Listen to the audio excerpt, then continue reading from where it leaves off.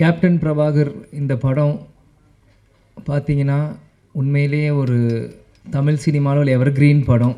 இன்றைக்கும் ஒரு அசைக்க முடியாத ஒரு டைட்டில்.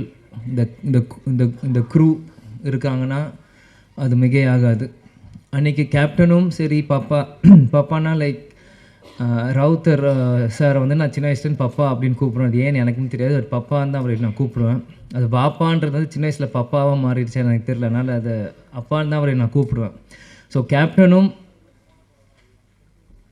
ராவுத்தர் பாப்பாவும் 2 பேரும் ஒரு மிகப்பெரிய ஒரு படத்தை உருவாக்குறதுக்கு முக்கியமான காரணமாக இருந்த செல்வமணி சாரும் இந்த நேரத்தில் நான் சொல்லிக்கிறேன். இந்த கேப்டன் பிரபாகரன் நீங்கள் பார்த்தீங்கன்னா இது கேப்டனோட 100வது படம். ஆனால் கேப்டன் மறைந்து ரீரிலீஸ் ஆகி இது கேப்டனோட முதல் படமாக நம்ம எல்லாருமே அதை கொண்டாடணும். கேப்டன் நடித்தது 156 படம்.